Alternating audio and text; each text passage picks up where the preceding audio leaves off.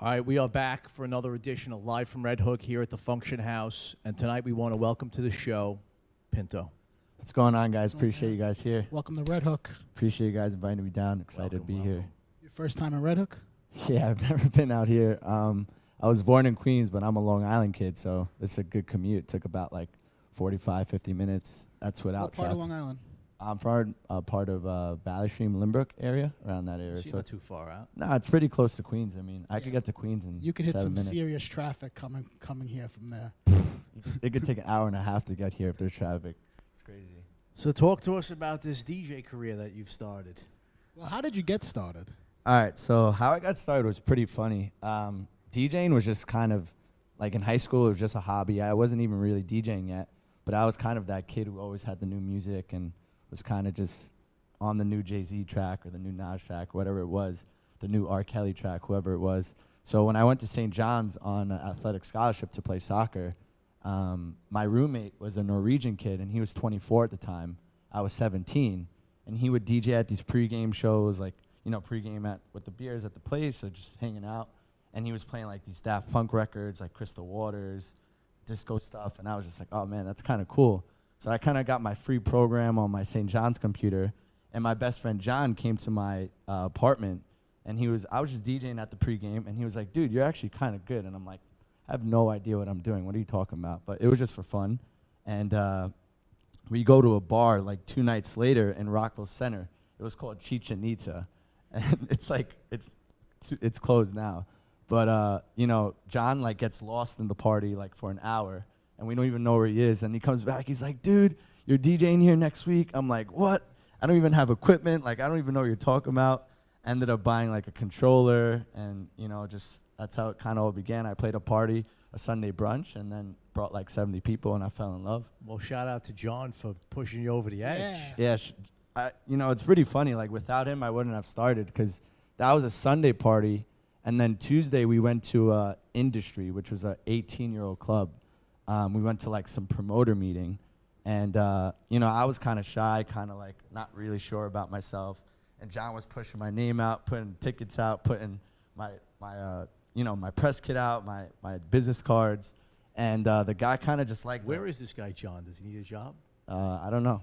He's actually back over there right now. Yeah, so I ended up getting a gig that Tuesday. That was a Tuesday night. Ended up opening for Rick Wonder that Thursday at Industry. I know Rick played a party with you guys here. And yeah, so I was playing a nightclub like 2 weeks after I started. What were you playing? I always stuck to house, and I was like, that's how I fell in love with the music, like Swedish House Mafia and like Dirty South and those guys. That's kind of how I got into it. But I was always playing house, but you know, I had to stick to kind of commercial because it was 18 crowd, a college crowd. But I never really dropped hip hop in my sets. It was kind of just, I wanted to stick to my genre, but I just made it work where it was like kind of open format, but it wasn't at the same time. It was kind of just up-tempo, top 40 house kind of stuff. A lot of remixes. A lot of remixes, sometimes a regular top 40 track.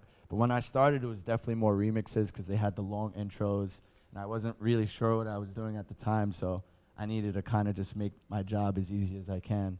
So that's kind of just, it was more like remixes when I first started. So how old are you now? I'm 24, so I started when I was 17. So you didn't start with vinyl? No, I actually started with Tractor, and the funny story is that my brother was the light engineer for the day and night brunch in Manhattan, and D. Berry was DJing. I know you guys have him in the future. So, you know, I told my brother I want to get into DJing. So my brother said, oh, this guy, I was talking to this guy, D. Berry, and he was using Tractor, so I'll buy you Tractor. And I was like, all right, cool. So that's the only reason why I chose Tractor over Serato. Like, I didn't even know what Serato was at that time. So I kind of was a Tractor DJ. And then lately, now I use USB just because it's so much more adaptable, and it's just so much easier to just plug and Now play. you're on Record Box. Now I'm on Record Bytes. I put all my stuff, my cue points in there, whatever I really need to do. It just makes life easy. It's like iTunes for USB. It's amazing. Yeah, and there's nothing to carry, right? Nothing to carry. Put the stick on your keychain. I literally came here with headphones and a USB. I bring one USB just to back up, and it's ready to go. It's super simple. Save you back in the future. It's awesome. I mean, to be honest, the main reason I stopped was 2 years ago. My computer froze. I was playing at Lot 45 in Bushwick, and it like glitched a little bit. And literally till that day, I said, I'm never playing on Tractor again. I went to the store. The next day, I went to Sam Ash, got XDJs, a DJ M900, put it on a credit card the next day, and I haven't used Tractor since. So I literally said, nah, I need to get away from technology. I need to just use USB. So when we met a while back, I was doing Highline. You were there working with Yeah. me. You were doing open format, mostly house. Yeah. But how did you take it to that level of now you're strictly doing these house parties? So like 2 years ago, that was kind of when I was playing the Highline events. Joe Messina, shouts him. I appreciate him giving me the opportunity.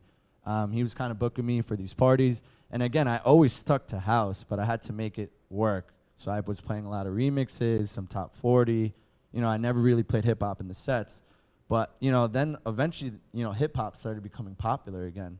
And I said, oh, I'm in a crossroad. What do I do? Do I go full open format? Or do I stick to what I feel comfortable with, and do I just go into house? So this was about 2 years ago, and I was contemplating, do I stop? Should I just give it up? Or do I, you know, just dig in a little deeper and start, you know, instead of playing like EDM, start, you know, playing a little deeper and more housey and stuff like that. So I kind of just got into it, made the decision, was like, all right, I'm going to go all in with just house. Because when I would go out, I would never see like Dirty South play anymore. I'd go see like Truce and Ceballos and like Detroit Swindle and those guys play. So I was already really into it. So I was just like, I'm gonna fully go in, and since then it's definitely brought my career to the next level for sure. Well, you gotta play with where your heart's at, you know, because when you start playing just to get gigs because you want to be gigging, but you're not Yeah. really feeling the music that you're playing, you're not going to be putting your all into that, you know. Yeah, so I think that's what I based my decision on. Like, I kind of tried an open format gig once Highline ended, and like, you know, it was decent money, but you know, I just said to myself, like, this isn't me. Like, you know, no disrespect to open format DJs. I have a lot of good friends that are, but it just wasn't me. It wasn't where my heart was. So I just said I need to dig a little bit deeper, and I've kind of been doing this like Chicago house sound, and I come from hip hop producing, so that sound is like really relative to what I do. So it just crazy how it all came back to where I started. It's pretty awesome. So I haven't seen you in a while, but you know we're constantly looking for DJs, and I came across SoundCloud, and that's how I came across you again. Yeah. The records that you're putting out have this old house sound. Yeah. So talk about the labels that you're with and what machines you're using to make this music. Cool. So I've released a really ton of stuff in the last year. Stuff on like Nervous Records, Simma Black, Fogbank out of Boston, Juice to Music. I got an EP coming out on Country Club Disco, which is Golf Clack's label. Just a ton of stuff. So basically I use Fruity Loops. I use a MIDI controller, a lot of plugins, so which is Nexus, Spire, Serum, Massive. You know, so it's really a simple setup. You know, I have some studio monitors, a MIDI controller to control all my sounds, and then it's real sample driven. Like, I grew up on samples. Like, my parents would always play disco at like barbecues and soul funk records. So I just dig through crates or dig through maybe an old hip hop track that I'll find the original sample, and I'll be like, whoa, that would be a dope house track. So I'll just flip it, add my bass line, add my drums, cut it up. And, you know, I've done that. Like, there was a big, I sampled the Be Happy Mary J. Blige sample. It's a Curtis Mayfield sample. And it was one of my first ones I put out maybe like 2 years ago. And it went number 4, like track source, like top. Yeah, it was just, it just did crazy good. So I was just like, all right, I'm doing something right. Did you see some good money from that? I mean, not crazy, but I mean, I probably made like a couple $100, but Okay. even so, on a track source track, that's Well, that puts not your name on bad. the map. Yeah, so when I put that track out, I knew I was doing something right. And again, I started as a hip-hop producer, so, you know. Who signed that record? It was actually Fogbank, which is J. Paul Ghetto's label. He's a guy who does a lot of housey, you know, disco, funky stuff as well. So he actually influences my sound huge. So when I got that track signed to his label, I was really excited about that.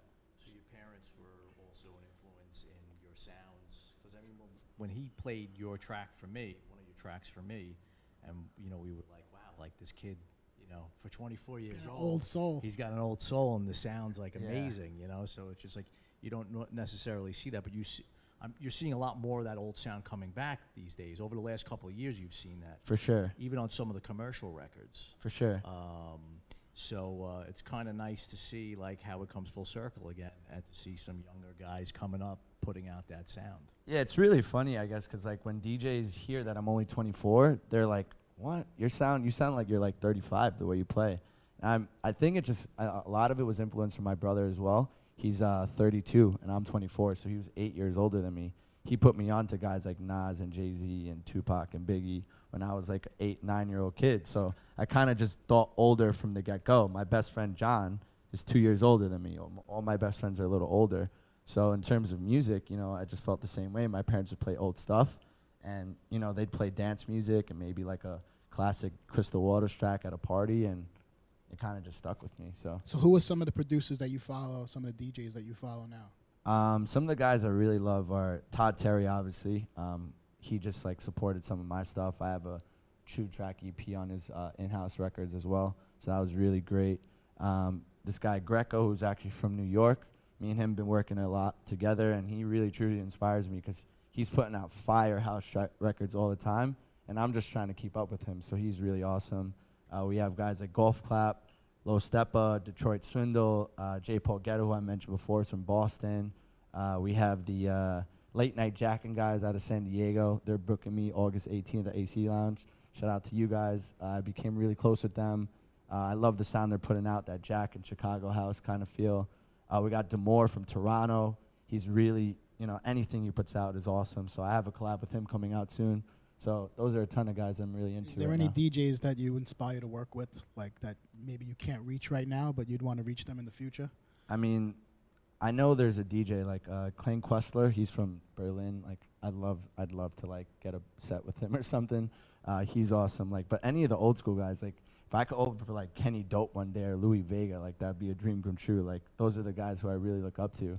But yeah, so like any of those like classic guys, like Hector Romero, you guys had him. Like, that was pretty cool because it's really cool to hear like their story, how they started. Because like I'm doing that old sound, but I started in such a different way. I started with the technology, and they started vinyl, so it just makes it like even more like, I don't know, respectable, I guess, in a way. Yep. So how are you getting your gigs nowadays? I'm actually doing everything on my own. A lot of my gigs come from, you know, some of my music, like the San Diego gig. I have a gig coming up in Tijuana and in San Diego, so they discovered me from my music, from like just Track Source, or, you know, maybe my track on Nervous or something like that.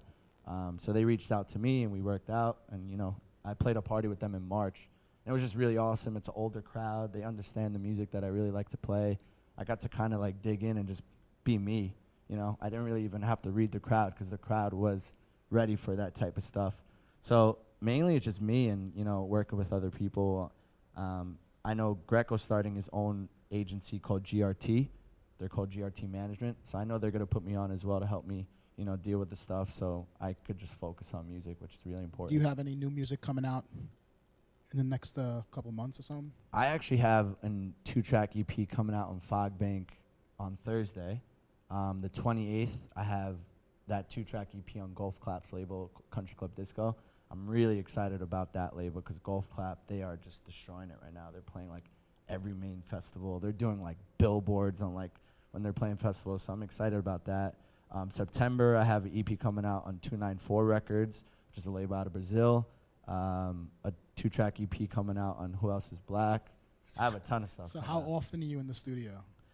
I mean, to be honest, like nonstop. Like it is, I don't stop, and I actually took like a week off because I was making too much music, and I think that's important as well. Like, as a producer, you don't want to force Step it. away Yeah. and then revisit it. Yep. Exactly. So I stepped away within like the last week or so and kind of just taking myself a break. But yeah, I'm in the studio as much as I can. If I hear an old song and I'm like, man, I got to flip that, I got to find that original sample, I just kind of redo it. That's dope. Well, we're happy to have you here.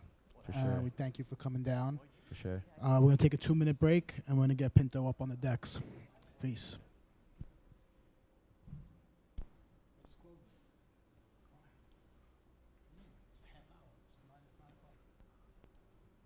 He's still rolling. Sorry about that. Yeah, we thought there was some technical glitch. That's what happens when you're live. Never mind. on, We're back. We're back. live stream. Continue. I just actually closed the show out, but is there any gigs coming up, that any festivals that you're doing that you want to maybe promote? Well, I have a gig coming out August 30th at TBA. So I'm excited about that because I actually don't usually get to play in New York that much because that sound just isn't as popular here. So I'm really excited about that. I know in September I'm playing out with the Soup guys. I don't know the exact date, but I'm really excited about that. And shout out to Soup because they're really supporting my sound now. So I really appreciate them. Have you played at Output yet? I have not. I just played at Cielo for like the first time like a month ago. Saw that, yeah. Yeah. Looked so like that, it was a good party. Oh, it was awesome. It was just perfect. That sound system is something else, right? Oh man, I would feels amazing to be in that booth. It just feels great. Yeah. Waiting till you DJ at Output. That sound system is amazing. Are you playing on the main room or the roof or the Panther room? Which We're in Output. I mean, yeah. I haven't got a chance yet. Soup actually wanted to book me at the Output rooftop August 18th, but I'm playing with Late Night Jack and guys at AC Lounge that day, so I couldn't do it, which kind of stinks a little bit, but it doesn't. You'll get there. Yeah. But yeah, I was really excited to play there, but I know I'll get it back at some and their point. rooftop is popping now. Oh, that party is That's becoming like that spot rooftop to be. is Yeah. amazing. Yeah. They're kind of like running the game right now, Output, in terms of booking great DJs, and they got a great sound system, and they got 3 great rooms. So it's just like They're in an awesome area too. Yeah. That area just came up big. I love that room, House of Yes, actually, right now, too. Like, that room in Bushwick, I don't know. I think I saw Sony Federa play there, maybe 2 months ago, 3 months ago, and he was just destroying it. That room is just awesome, too, as well. What's happening is that these rooms are building these crazy sound systems. Analog is in the middle of nowhere over here in Gowanus, but it's known for its sound system. Yeah. And the same thing with Output too. Output's known for its sound system. Cielo's one of the oldest clubs in New York, and it's known for its sound system. So that's what's attracting all these DJs because they want to play on banging sound systems. Yeah. yeah. No, I've actually been to Analog. I saw Proc and Fitch there, a month ago, and it was Missed rocking. that one. I would have loved to see Yeah, I that. would It have was, loved to see it them. I was didn't know that they rocking, were man. there. It was awesome. Well, the guy who did the sound system, a guy by the name of Shorty, he's known to do amazing sound. Okay. So they spared no expense in putting that sound system together at Analog. Yeah. And the thing is, I don't know if they're open every weekend or every night of the weekend. They have selective nights that they book DJs and stuff like that, so they make it kind of special. Okay. For their events. But it's a great space. Yeah, no, it was my first time a month ago, and it was what a room. It was awesome. It was awesome. Yeah. Well, once again, thanks for coming down. For sure, appreciate We're it. going to take a 2-minute break, and we're going to get Pinto up on the decks. Peace. Peace.